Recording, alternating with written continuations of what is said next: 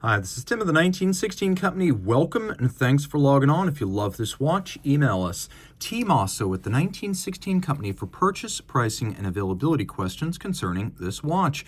Today we're discussing a spectacular launch from 2016. This is the Ressence Type 5 BB. Now the Type 5, their dive watch, and truthfully their only swimmable watch, came out in 2015. The next year there were two black models, one with a black dial and one that goes whole hog with a black dial and a full DLC blackened grade 5 titanium case.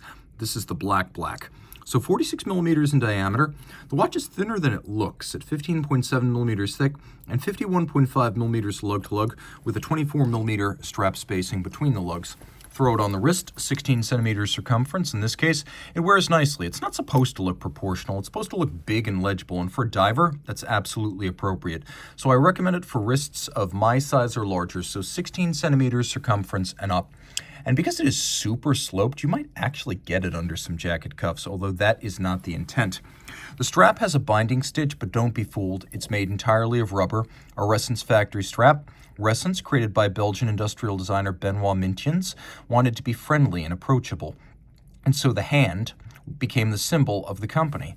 And you will find on the buckle, we have a counterweighted buckle with a tiny hand, and attention to detail, there is a little slot for the pin in the buckle.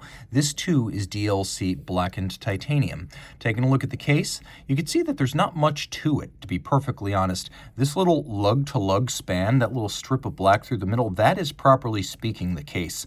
Everything else is timing bezel, sapphire, and the lock system that allows you to fix the dial. So a note about that. With a dive bezel, you know it moves in just one direction. That's so you can't accidentally turn it clockwise and shorten a dive. You line it up with the minute hand, and this is the minute hand, and now you have an impromptu 0 to 60 minute count-up timer. But what if you've got a watch whose dial is set with the case back and can move in either direction? Well, then you risk shortening or lengthening your dive if you're not careful. So if the minute hand can move backwards, you've got to put some sort of lock in place so that once you set the time, the case back setting disc cannot be used to change the time. And so you change from setup to lock. Now you can still move the case back if you want, but it's more firmly anchored now, so you can't accidentally move it. So you've got lock and setup. The watch is 100 meters water resistant, and it has a dial that is full of 37.5 milliliters of oil. And the idea here is that because the oil has the exact same index of refraction as the sapphire, from any angle you can see it true, and it's easy to read the time.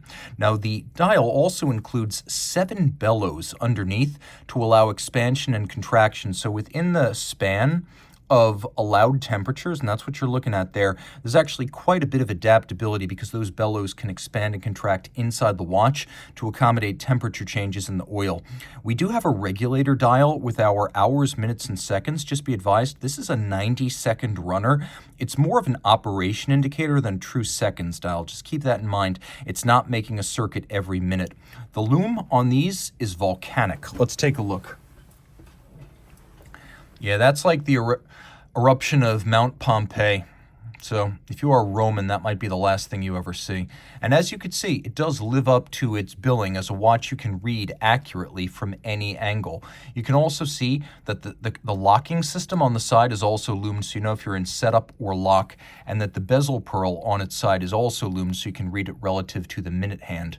Taking a quick look at the case back, you might wonder how it's possible to have a movement that is full of oil. Well, there's actually a magnetic coupling between the ROCS module, the ROCS 5, that actually drives the display. This is a very complicated planetary system that packs 16 joules and 142 parts. This is all manufacturer watchmaking, and it's attached using a dry coupling. That is, there's a magnetic link between the case back, the movement, and the dial. So you can't accidentally do violence to one. They can slip a little bit if you set it too roughly or too quickly, but also there's no conduit for the oil to leak into the movement because they're physically firewalled with nothing but a magnet linking them together.